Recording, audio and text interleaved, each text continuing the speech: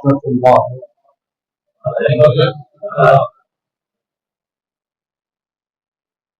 الحمد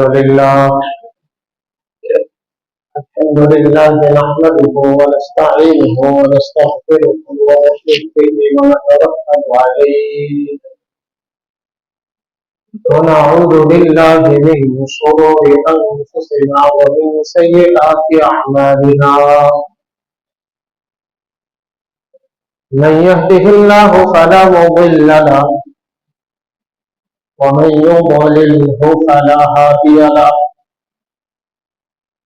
ونشهد أن لا إله إلا الله وحده لا شريك له. ونشهد أن سيدنا ومولانا محمدا عبده ورسوله. أما بعد فأعوذ بالله من الشيطان الرجيم. بسم الله الرحمن الرحيم. يا أيها الذين آمنوا إذا نودي للصلاة من يوم الجمعة فاسعوا إلى ذكر الله وذروا البيع ذلكم خير لكم إن كنتم تعلمون. وعن أبي هريرة رضي الله تعالى عنه أنه قال رسول الله صلى الله عليه وسلم: خير يوم طلعت عليه الشمس يوم الجمعة، أو كما قال عليه الصلاة والسلام. آمنا بالله صدق الله العظيم وصدق رسوله النبي الكريم.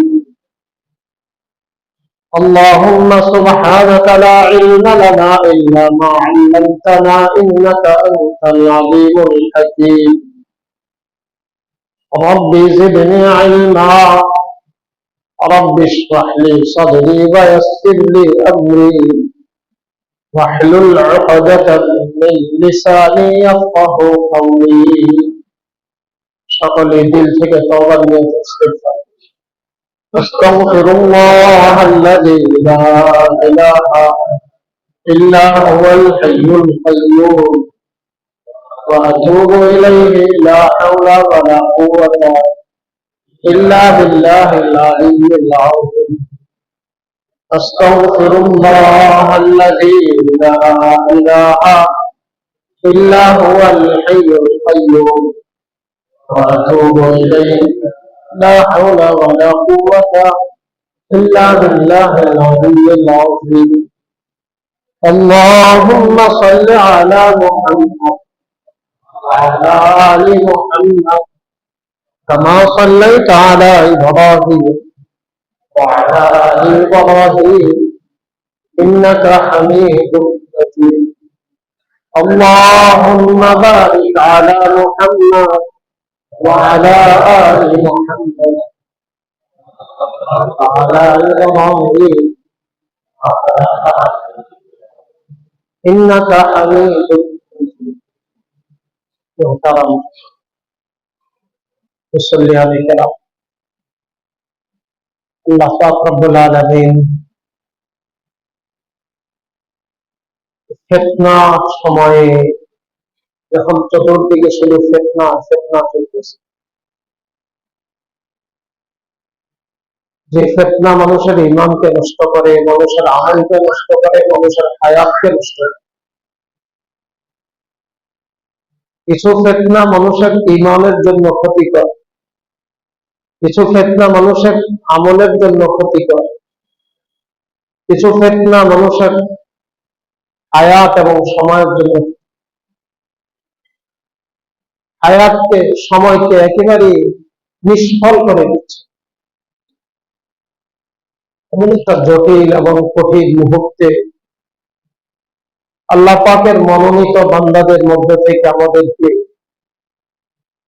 বাছাই করে, পছন্দ করে আল্লাহ পাকের হুকুম জুমার দিনের এই গুরুত্বপূর্ণ ইবাদত আদায়ের উদ্দেশ্যে আল্লাহ পাকের ঘরে সমবেত হয়ে নামাজের অপেক্ষায় থেকে দিনের কিছু কথা নসিহত বলার জন্য এবং শোনার জন্য সুযোগ তৌফিক দিয়েছেন। এজন্য দিল থেকে কালিমাত শুকর আদায় করি, আলহামদুলিল্লাহ। আমি কোরআনে কারীমের ৬২ নম্বর সূরা সূরাতুল জুমআহ, এই সূরা মধ্যে সর্বমোট 11টি আয়াত আছে। এই সূরার একটা আয়াতে কারীমা তেলাওয়াত করেছি এবং রাসূল করিম সাল্লাল্লাহু আলাইহি ওয়াসাল্লামের একজন প্রসিদ্ধ সাহাবী, হাদিসের জগতে যিনি রাইসুল মুহাদ্দিস, সকল মুহাদ্দিসের সেরা মুহাদ্দিস, হযরত আবু হুরায়রা রাদিয়াল্লাহু তাআলা কর্তৃক বর্ণিত, হাদিসের অনেক কিতাবে সংকলিত, হাদিসের ছোট্ট একটা অংশ আয়াতের সাথে সামঞ্জস্য রেখে আমি পাঠ করেছি। আল্লাহ পাক আমলের নিয়তে কিছু কথা বলার এবং সকলকে শ্রবণ করার তৌফিক দান করেন। আমরা যে দিনটা আজকে অতিক্রম করছি, যে দিনের ইবাদত আদায় করার জন্য এখানে সমবেত হয়েছে, কোরআনের ভাষায় এই দিনকে বলা হয় ইয়াউমুল জুমআহ। কি বলে? ইয়াউমুল জুমআহ। ইয়াউম মানে দিন, জুমআহ মানে একত্রিত হওয়া, একত্রিত হওয়ার দিন। আরো সুন্দর বাংলায় সমাবেশের দিন, বড় জামায়াতের দিন। এই দিনের জামায়াত ইবাদতের জন্য সমাবেশ হবে কি অন্য দিনের তুলনায় অনেক বড়, অনেক বড়। তাহলে শব্দের দ্বারা পরিষ্কার বোঝা যায় আল্লাহ পাক রব্বুল আলামিন দিনটাকে রেখেছেন, নামকরণ করেছেন ইয়াউমুল জুমআহ। এবং কোরআনে কারীমের সূরাতুল বুরুজের মধ্যে এই দিনকে আল্লাহ পাক ইয়াউমুম মাউউদ বলে আখ্যায়িত করেছেন। এক বর্ণনা, এক তাফসীর অনুযায়ী, কোন কোন তাফসীর অনুযায়ী এটাকে ইয়াউমুশ শাহিদ, কোন কোন বর্ণনা এই দিনকে ইয়াউমুল মাশহুদ। ওয়াস-সামাঈ যাতিল বুরুজ ওয়াল ইয়াউমিল মাউউদ ওয়া শাহিদিন ওয়া মাশহুদ শব্দ তিনটা এই আয়াতগুলোর মধ্যে আছে। ইয়াউমুল মাউউদ প্রতিশ্রুত দিন, ইয়াউমুশ শাহিদ সাক্ষী, যে দিনটা সাক্ষী দিবে এই দিন, ইয়াউমুল মাশহুদ যে দিনে সাক্ষী গ্রহণ করা হবে সেই দিনটা কোন দিন? ইয়াউমুল জুমআহ। সেই দিনটা কোন দিন? ইয়াউমুল জুমআহ। তাহলে এই দিনের সমাবেশটা, জামায়াতটা অন্য দিনের তুলনায় বড় হইতে হবে। বড় হতে হলে কেউ ঘরে থাকতে পারবে না, যাদের উপর এই ইবাদতটা আবশ্যক, এই ইবাদতটা যাদের জন্য ফরজ, অর্থাৎ পুরুষ মহিলাদের জন্য না। কেউ ইবাদতের সময় ঘরে থাকতে পারবে না, সকলে এই ইবাদতের সময় উপস্থিত হয়ে যাবে। এখন ইবাদতের সময় কখন? এই দিনটা আমাদের আসলাফদের কাছে, আমাদের উত্তরসূরিদের কাছে, আমাদের পূর্বসূরিদের কাছে, যাদেরকে আমরা আল্লাহর ওলি মনে করি, আকাবের মনে করি, বুজুর্গ মনে করি, সাহাবে কেরাম, তাবেঈন, তাবে তাবেঈন, আইম্মে মুজতাহিদিন, শুহাদায়ে আযম, তারা এই দিনটাকে কেমন মনে করত? কিতাবের মধ্যে পাওয়া যায় যে একজন শ্রমিক যে বৃহস্পতিবারে সপ্তাহ পায়, অন্যদিন কোনো টাকা পায় না, হয়তো নাস্তার টাকা পায়। এখানে আশপাশে যারা কারখানা ভালো বুঝবেন, দৈনিক তাদেরকে কিছু নাস্তার খরচ দেওয়া হয়, পকেট খরচ, কিন্তু সপ্তাহটা দেওয়া হয় সপ্তাহের শেষ দিন। শেষ দিনের জন্য, বৃহস্পতিবারের জন্য সকলে যেমন আগ্রহের সাথে অপেক্ষা করে, আমাদের আকাবেররা, আমরা যাদেরকে বুজুর্গ মনে করি, তারা এই জুমার দিনের জন্য এরকম অপেক্ষা করতে। আমি অপেক্ষা করি, তারা অপেক্ষা করে, আমাদের সমাজের মানুষ অপেক্ষা করে, তারাও করতে। তো বেশ কম আছে, তারা করতেন আখিরাত কামানোর জন্য। কেন? আখিরাত কামানোর জন্য। জুমার দিন শুরু হওয়ার পর থেকে ওনাদের ইবাদত শুরু হয়ে যেত, জিকির আজকার শুরু হইতো, তেলাওয়াত শুরু হইতো, কান্নাকাটি শুরু হইতো, জুমার দিন শেষ হওয়া পর্যন্ত চলতেই থাকবে। এটা হলো অপেক্ষা। ওনারা অপেক্ষা করছেন, আমি অপেক্ষা করি। আর আমি অপেক্ষা করি জুমার দিন আসলে, যেহেতু এটা সাপ্তাহিক ছুটির দিন, বিবি বাচ্চা নিয়ে একটু সময় কাটানো যায়, একটু বাহিরে ঘোরাঘুরি করা যায়। অথচ আকাবেরদের জীবনের মধ্যে পাওয়া যায়, বুজুর্গদের জীবনের মধ্যে পাওয়া যায় জুমার দিন ওনারা কোনো প্রোগ্রামে রাখতেন না। এটা তো আখরাত বানানোর জন্য, এই দিন তো দোয়া কবুল করার জন্য, আল্লাহ পাকের থেকে পুরো সপ্তাহের গুনাহ মাফ করে নেওয়ার জন্য। দিনটা শুরু হয় কখন? বৃহস্পতিবারের বেলা ডোবার সাথে সাথে, অর্থাৎ গত যে বেলা ডুবছে, বেলা ডোবার সাথে সাথে আজকে বেলা সূর্য অস্তমিত হওয়া পর্যন্ত, আজকে ডোবা পর্যন্ত এই 24 ঘন্টা ইয়াউমুল জুমা, এটা জুমার দিন। আল্লাহ পাক বলেন, ইয়া আইয়ুহাল্লাযীনা আমানু ইযা নুদিয়া লিস-সালাহ। এই দিনের আজমত, এই দিনের মহত্ব, গুরুত্ব বোঝানোর জন্য আল্লাহ পাক কোরআনে কারীমের মধ্যে স্বতন্ত্র একটা সূরা নাযিল করেছেন, সূরাতুল জুমআহ। সূরাতুল জুমআহ এটা জুমার সূরা। এই দিনের ফজিলত, আল্লাহু আকবার, এটা হযরত আবু হুরায়রা থেকে বর্ণিত। তিনি বলেন, ক্বালা রাসূলুল্লাহ সাল্লাল্লাহু আলাইহি ওয়াসাল্লাম, লা ইউওয়াফিকু আবদুল মুমিনু সাআতান ইয়াসআলুল্লাহ আযজা ওয়া জাল ইল্লা আজাবাহা। এই গত বেলা ডোবার থেকে নিয়ে আজকে বেলা ডোবা পর্যন্ত এই 24 ঘন্টার মধ্যে মুমিন বান্দার জন্য একটা মুহূর্ত আল্লাহ পাক রেখেছেন, যে এই সময়টার মধ্যে সে যত দোয়া করবে, আল্লাহ পাকের কাছে যা চাইবে, আল্লাহ পাক সবটা কবুল করবে। পুরো সপ্তাহের একটা প্রাইজ বান্দাকে দিয়েছে, একটা উপহার, সাপ্তাহিক উপহার। যেমন শ্রমিক সপ্তাহ নেওয়ার জন্য শনিবার থেকে অপেক্ষা করতে থাকে, কবে বৃহস্পতিবার আসবে, কবে বৃহস্পতিবার আসবে, কিছু নিয়মাবলী। আবার মাস শেষেও দিবে, আবার ঈদের সময়ও দিবে, প্রতিদিনও দেয়, সপ্তাহ দেয়, মাস শেষেও দিবে, আবার ঈদের সময়ও দিবে। দুনিয়ার মালিক যদি এভাবে দেয়, যিনি সকল মালিকের মালিক, যিনি আহকামুল হাকিমিন রব্বুল আলামিন, রব্বুল আরশিল আযীম, তার দেওয়াটা কেমন হবে? তিনি আমাকে দিতে চান, তা আমি নিতে চাই কিনা, আমি নেওয়ার জন্য প্রস্তুত কিনা, আমি নিতে পারলাম কিনা। উনি তো দিচ্ছেন, উনি প্রতি জুমা দিচ্ছেন, অবারিত দিচ্ছেন রহমতকে।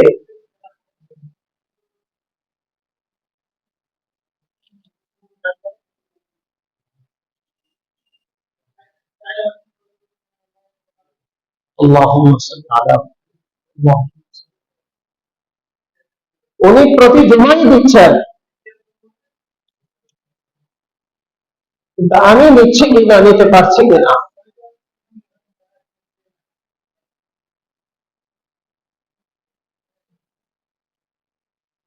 এই দেওয়াটা 24 ঘন্টা চলমান, এই দেওয়াটা 24 ঘন্টা চলমান। জুমার দিন শুরু হওয়া থেকে নিয়ে জুমার দিন,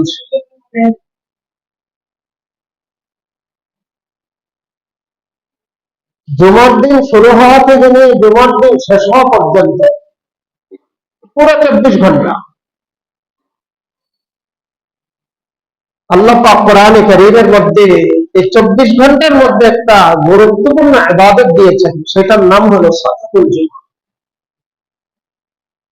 এই জুমার লাভ এত, জুমার ফজিলত এত, জুমার জন্য দিন দামি হয়ে গেছে। আর এই দিনটা এত, হাদিস শরীফের মধ্যে আল্লাহ পাক বলেন, হাদিসে ফীহি খুলিকা আদম, এই দিনে আল্লাহ পাক আদম আলাইহিস সালাতু ওয়াস সালামকে বানাইছেন। ওয়া ফীহি উদখিলা, ওনাকে জান্নাতে প্রবেশ করিয়েছেন। ওয়া ফী মিনহা উখরিজ, এবং এই দিনই ওনাকে জান্নাত থেকে আল্লাহ পাক দুনিয়াতে নামিয়েছেন। দিনটার আজমত, দিনের গুরুত্ব এই হাদিসের দ্বারা পরিষ্কার বোঝা যায়। আল্লাহ পাক রব্বুল আলামিন পুরা বনি আদমের সৃষ্টির সূচনা, যারা সকল সৃষ্টির মধ্যে শ্রেষ্ঠ, তাদের গাছটা লাগাইলেন, তাদের মূল বৃক্ষ আদমকে আল্লাহ পাক সৃষ্টি করলেন এই জুমার দিনে, যেহেতু এই দিনটা আল্লাহ পাকের কাছে সকল দিনের মধ্যে শ্রেষ্ঠ। এই জন্য আল্লাহ রসুল বলেন, মা মিন আইয়ামিন তালাত আলাইহি শামস মিন ইয়াউমিল জুমআহ, আসমান জমিনের মাঝে পৃথিবীর শুরু থেকে শেষ পর্যন্ত জুমার দিনের চেয়ে শ্রেষ্ঠ আর কোন দিন নেই। এই দিনের চেয়ে শ্রেষ্ঠ দামি আর কোন দিন নাই। এত দামি এই দিনে আল্লাহ পাক এত আহম আর গুরুত্বপূর্ণ ইবাদত দিয়েছেন।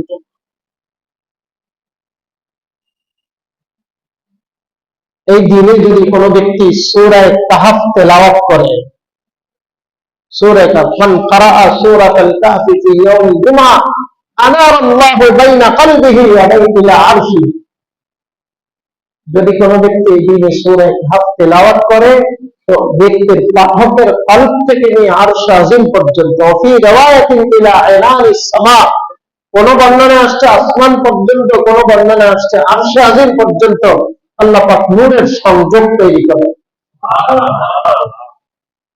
সূরা কাহফ তেলাওয়াত করতে, আমি ফজিলত বললাম তেলাওয়াত করি না, আমি ফজিলত শুনলাম তেলাওয়াত করি না, লাভ কি?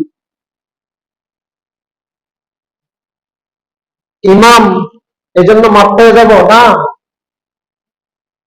লিমা তাকুলুনা মা লা তাফআলুন, যেটা নিজে করো এটা মানুষকে বলো, শরম নাই? তোমার হায়া হয় না? আল্লাহ পাক এই ধমক দিচ্ছেন, লিমা তাকুলুনা মা লা তাফআলুন, আগে নিজের মধ্যে আনো তারপরে বলো। আমাদের আকাবেররা শুধু তেলাওয়াত করতেন তাই না, ওযুর সাথে তেলাওয়াত করতেন, সূরা কাহফ নামাজে দাঁড়িয়ে তেলাওয়াত করতেন, যে আমি নামাজে সূরা কাহফ তেলাওয়াত।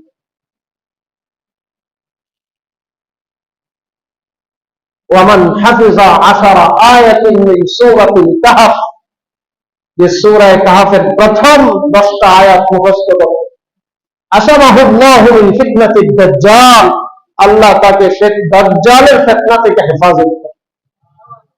আমরা তো দাজ্জাল বলতে বুঝি কানা দাজ্জাল, যার এক চোখ ভালো হবে এক চোখ কানা হবে না। দাজ্জাল হইল যেটা মানুষের ঈমানের জন্য ক্ষতিকর। দাজ্জাল ও প্রত্যেক ওই ফিতনাকে বলে যেটা মানুষের ঈমানকে নষ্ট করে দেয়। তাহলে আল্লাহ ফিতনার থেকে হেফাজত করবে, তার অর্থ আল্লাহ ওই পাঠকের ঈমানকে হেফাজত করে। সূরা কাহফ 10 আয়াত, মাত্র 10টা আয়াত, কত সহজ। তো আমি আমার বাড়ির হেফাজতের জন্য, জাগার হেফাজতের জন্য, ফ্যাক্টরির হেফাজতের জন্য কি পরিমাণ সময় ব্যয় করছি, কি পরিমাণ সময়, অর্থ, শ্রম, মেধা, বুদ্ধি অনেক ব্যয় হয়েছে, কিন্তু নিজের ইমানের হেফাজতের জন্য আমি কি করলাম? যে আমার ইমানটা হেফাজত হওয়া দরকার। আর ইমানের হেফাজত তো সিকিউরিটি গার্ড দিয়ে হবে না, যে দুইজন পাহারাদার লাগাই দিলাম, ইমানের হেফাজত হবে না। ইমানের হেফাজত স্বয়ং আল্লাহ করবেন যে ব্যক্তি সূরা কাহফের প্রথম 10 আয়াত তেলাওয়াত করে। তখন আমি বলি মানি না, লাভ নেই। আমি শুনি মানি না, লাভ নেই। বলা তখনই সফল হবে, সার্থক হবে যদি কথার উপর আমলের উপর যায়। সূরা কাহফের এত দাম, 5টা ফজিলত, আমি মাত্র 2টা শুনাইলাম, 5টা ফজিলত হাদিস শরীফের মধ্যে আছে। আর সালাতুল জুমা এত দামি ইবাদত, দেখেন রাসূল করিম সাল্লাল্লাহু আলাইহি ওয়াসাল্লাম বলেন, ওয়াসালা ওয়া হাসসা, যে গোসল করে এবং করায়, তবে তারা আগে আগে মসজিদে যায়, আগে আগে মসজিদে যায় জুমার দিন। ওয়াজালাসা ইলা ইমাম ওয়াসতামা খুতবাতা, ইমামের কাছে গিয়ে বসে মনোযোগ সহকারে খুতবা শোনে, মনোযোগ সহকারে। তো আল্লাহ পাক তার প্রত্যেক কদমে, বাড়ির থেকে যে আসছে, ঘরের থেকে যে বের হয়ে মসজিদের দিকে আসছে, প্রতি কদমে এক এক বৎসরের রোজা এবং নামাজের সওয়াব। এক বৎসর লাগাতার রোজা রাখা এসব জটিল বিষয়, সম্ভব হইতে না। 365 দিন তো রোজা রাখা সম্ভব না, 5 দিন এটা নিয়ে হারাম। আর 360 দিন তার পক্ষে সম্ভব। নামাজ পুরা বৎসর লাগাতার নামাজের মধ্যে থাকা, আহার নিদ্রা আরাম বিশ্রাম সব বাদ দিয়া, প্রয়োজন সব বাদ দিয়া লাগাতার পুরা বৎসর নামাজের মধ্যে থাকা, এটা কিভাবে সম্ভব?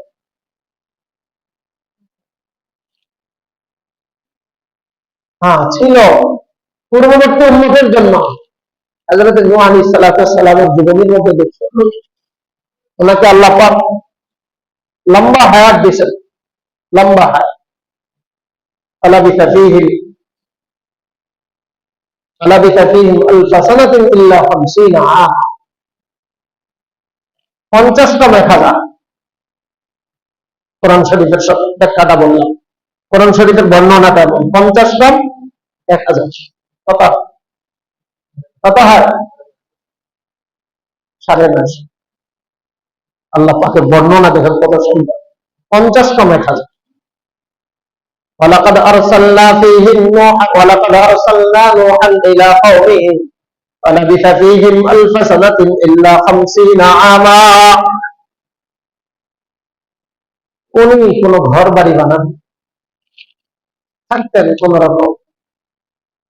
রকম থাকতেন। তো ওনাকে যখন ওনার সময় ঘনিয়ে আসছে, দুনিয়া থেকে যাবেন, হযরতে ইসরাঈল আলাইহিস সালাম ওনাকে জিজ্ঞাসা করছেন, কিছু মানাইলেন না, ঘর বাড়ি কিসে থাকবে? বলে, এই অল্প সময়ের হায়াত নিয়ে আসছি, কি বানাবো, কি করবো? তখন ওনারা বলছে, শেষ জামানাতে এমন মানুষ আসবে যারা 100 রকম হায়াত পাবে, 100 রকম হায়াত, 40, 50, 60, 65। তারা বড় বড় প্রাসাদ নির্মাণ করে।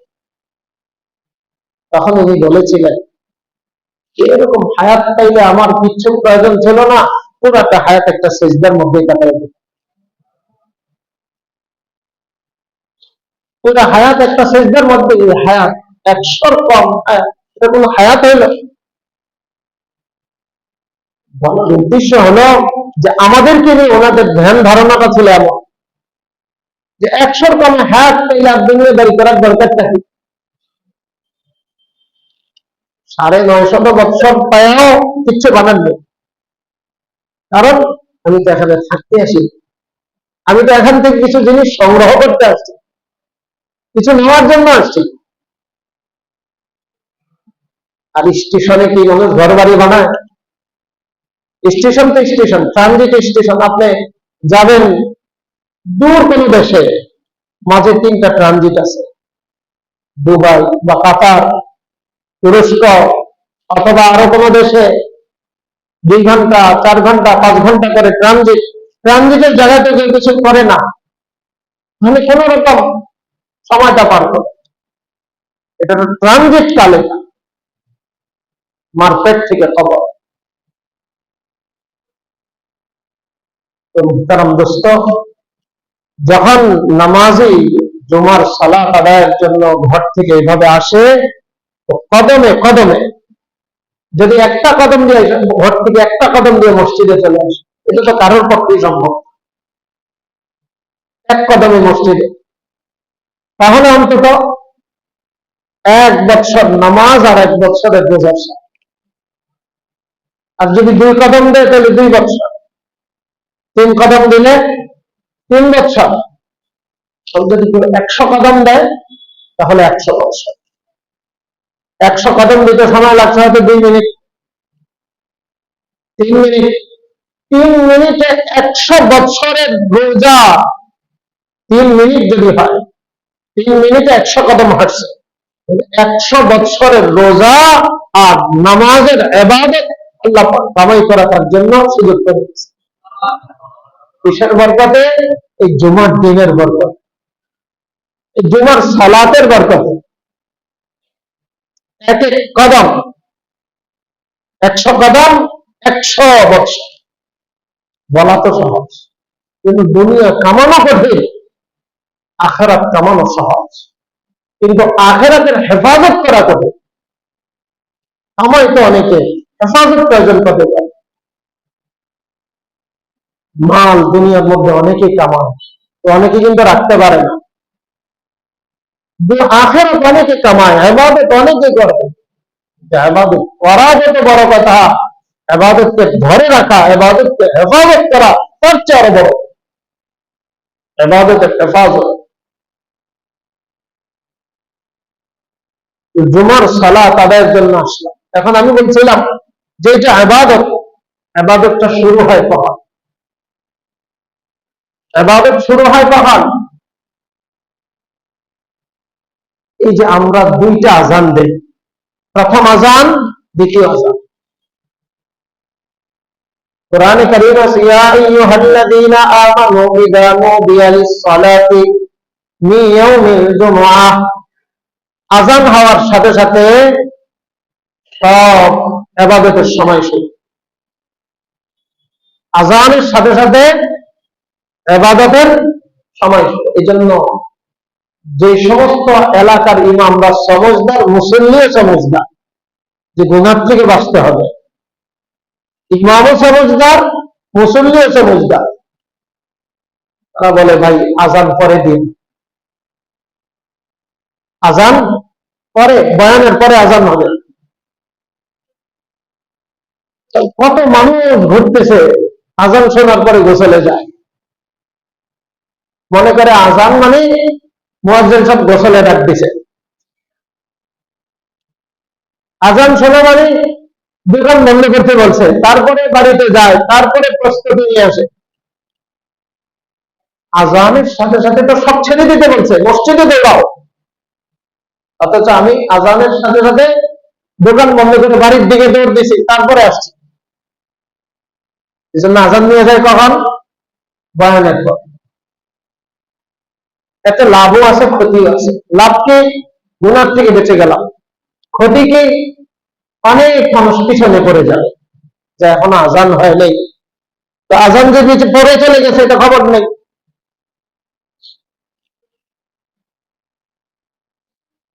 আযানের সাথে সাথে সব ছেড়ে দিতে হবে, মসজিদের দিকে দৌড়াইতে হবে। হারাম, দুনিয়াদারি করা হারাম, বিবির সাথে কথা বলাও হারাম। অথচ বিবির সাথে কথা বলা ইবাদত। মা বাবার চেহারার দিকে তাকানো হজ আর ওমরার সব। অথচ আযানের পরে কেউ যদি মা বাবার সাথে বসে বসে দুনিয়াদারি কথা বলে, তাহলে কি? হারাম। ব্যবসা করা ইবাদত, আযানের পরে করলে হারাম। এত আহাম।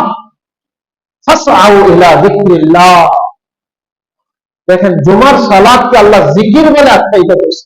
জিকির, এটা জিকির। এখন জুমার সালাত কতটুকু? জুমার সালাত কয় রাকাত? কয় রাকাত? কথা বলেন, কয় রাকাত? আমি একটু আপনাদের সাথে দ্বিমত করি। জুমার সালাত 4 রাকাত। জুমার সালাত 4 রাকাত। কি আমার সাথে একমত না দ্বিমত? নামাজ, সালাত, মূল সালাত 4 রাকাত। কারণ আমরা সপ্তাহের অন্য দিন এই সময় কয় রাকাত করি? যোহর 4 রাকাত, আজকে 2 রাকাত করি, 4 রাকাতই। বাকি রাকাতের রূপটা পরিবর্তন হয়ে গেছে। রাকাতের রূপ, রূপ বলে না মানুষ, আকৃতি, তার নমুনা পরিবর্তন হয়ে গেছে। দুই রাকাত জায়গা মতো থেকে গেছে, আর দুই রাকাত খুতবার আকৃতি ধারণ করছে। দুই রাকাত কিসের আকৃতি? তাহলে খুতবা এটা কি? এটা নামাজের অংশ, এটা জিকির। খুতবা কি? খুতবা কি? সবাই বলেন খুতবা কি? জিকির। খুতবা কি? আল্লাহ বলেন ফাসআউ ইলা যিকরিল্লাহ। এই কথাটা মনে আসছে এই জন্য বলেন। সোশ্যাল মিডিয়া বাতিলরা যারা মানুষের ঈমান আমল নিয়ে নষ্ট করতে চায়, ছিনিমিনি কথা বলার অনেক জায়গা আছে, খুতবা নিয়ে কথা বলা শুরু করছে যে খুতবা বাংলায় দিতে হবে। খুতবা কিসে দিতে হবে? বাংলায়। কারণ খুতবা অর্থ বক্তৃতা। বক্তৃতা যদি আরবিতে দেয় তাহলে কে বুঝবে? সবাই বুঝতে। খুতবা বাংলায় হওয়ার পরে কয়দিন পরে বলবে সূরা ফাতিহাটাও কি বাংলায় পড়তে হবে। অপেক্ষা করে, হয়তো আমরা শুনবো না, কিন্তু আমাদের প্রজন্ম শুনবেই। যাব অপেক্ষা করে। আল্লাহু আকবার এটা কয়জনে বুঝে? বাংলায় দিতে হবে। আল্লাহ সবচেয়ে বড়। আযান একামত আরবি দিলে কে বুঝে? এটার উদ্দেশ্য আহ্বান, ডাকাডাকি করা। আর ডাকা ওই ভাষাই হতে হবে যেই ভাষায় মানুষ বুঝে। আল্লাহু আকবারের অর্থটা কেউ বুঝে না, অতএব এখান থেকে বলতে হবে আল্লাহ সবচেয়ে বড়, আল্লাহ সবচেয়ে বড়। অপেক্ষা করেন, এগুলো আমাদের শুনতে হবে। এগুলো পরিকল্পিত। ইসলামের উপরে, কোরআন আর হাদিসের উপরে আক্রমণ গুলো পরিকল্পিত। এগুলো রাতারাতি হয়নি, একদিনে হয়। বলে খুতবা বাংলায় দিলেই হবে। আল্লাহ বলে জিকির, জিকিরের দিকে আসো। জিকির মানে ইবাদত, আর জিকিরটা আরবিতেই হয়। যেই শব্দে আসছে এই শব্দেই হয়। এখন ফজরের পরে জিকির হলো আয়াতুল কুরসি পড়া। আয়াতুল কুরসি মানে আল্লাহু লা ইলাহা ইল্লা হুয়াল হাইয়ুল কাইয়্যুম। এখন কেউ যদি পড়ে আল্লাহ মানে আল্লাহ না বলে, আল্লাহ তো আরবি, এটা বলা যাবে না। আল্লাহর জায়গা, আল্লাহর বাংলা কি? ঈশ্বর। আল্লাহ এমন ঈশ্বর যিনি ছাড়া পূজার উপযুক্ত আর কেউ। কারণ ইবাদত আরবি। ইবাদত কি আরবি না বাংলা? ইবাদত শব্দ আরবি না বাংলা? ইবাদতের বাংলা কি? পূজা, উপাসনা। এমন ঈশ্বর যিনি ছাড়া পূজা বা উপাসনার উপযুক্ত আর কেউ নাই। আয়াতুল কুরসি পড়তেছি। আল হাই যিনি চিরঞ্জীব, আল কাইয়্যুম যিনি সকলের তত্ত্বাবধায়ক। হবে তো লাভ? কি বলেন? হাদিসে যে লাভের কথা বলা হয়েছে, যে ফজিলতের কথা বলা হয়েছে, ওই জিকির আদায় হবে না যদি কেউ তর্জমার অনুবাদটা করে দেয়? হাদিস শরীফের মধ্যে আসছে ফজরের পরে সূরা ইখলাস 3 বার, সূরা ফালাক 3 বার, সূরা নাস 3 বার, মাগরিবের পরে 3 বার। এইভাবে যদি কেউ আমল করে আল্লাহ পাক তাকে সকল কিছু থেকে হেফাজত করে। হাদিস আছে না? কেউ বলল বলুন নবী তিনি ঈশ্বরই এক। কুল হুয়াল্লাহু আহাদ আল্লাহুস সামাদ। ঈশ্বর এমন যার দিকে কেউ সকল মুখাপেক্ষী, তিনি কারো মুখাপেক্ষী না। হবে এমন আমল হবে? আল্লাহু আকবার। এখানে বুঝলে এখানে বুঝবে না। জিকির যেই শব্দে আল্লাহ থেকে বর্ণিত, যেই শব্দে রাসূল থেকে বর্ণিত, ওই শব্দেই করতে। ফাসআউ ইলা যিকরিল্লাহ। জুমার সালাতকে আল্লাহ জিকির বলেছেন, আর সালাত হয় খুতবা। নামাজের মধ্যে যেমন খাওয়া যায় না, খুতবা অবস্থায় খাওয়া যায় না।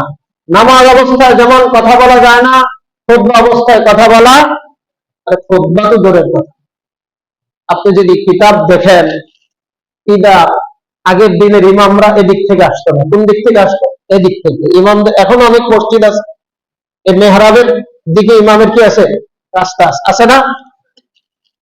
কিতাবের মধ্যে পরিষ্কার ভাষ্য এমন নস, ইদা খারাজাল ইমাম, ইমাম যখন এখান থেকে আসছে, ইমামকে দেখার সাথে সাথে ফালা সালাত ওয়ালা কালাম, তোমার নামাজ কালাম সব হারাম। এখনো কিন্তু খুতবা শুরু করে নাই, ইমাম আসছে তো খুতবা করার জন্য। দেখেন, খুতবার সময় শুরু হয়নি, এখনো ইমাম আসছে, তোমার নামাজ কালাম সব বন্ধ। এখন ইমাম যখন খুতবা দেয়, নাসমুর রায়া হাদিসের একটা কিতাব আছে, এটার মধ্যে লিখছে ইমাম যখন খুতবা দেয়, এই দুইজনে কথা পাশে পাশে বসে কথা বলে, দুজনেই কিন্তু অন্যায় করছে। পাশের থেকে একজন মনোযোগ সহকারে খুতবা শুনছে, সে বলে আমি আনসিক, চুপ করেন তো। খালি একটু ঢুকে বলছে, কি বলছে? চুপ করেন তো। এটা হলো ওই সময় তো শেষ, একটা গল্প সময়ের কথা শেষ করে দেয়। তিনজনে মিলে দাঁড়াইছে নামাজ পড়তে, কয়জন? একজন ইমাম, দুই মুসল্লি। মুক্তাদি কয়জন? দুইজন। ইমামে ভুল করছে, কেরাতের মধ্যে ভুল করছে, পিছন থেকে একজনের লোকমা দিয়েছে, ইমাম সাহেব ভুল হয়েছে, ঠিক করেন। কি বলছে? ইমাম সাহেব ভুল হয়েছে, ঠিক করেন।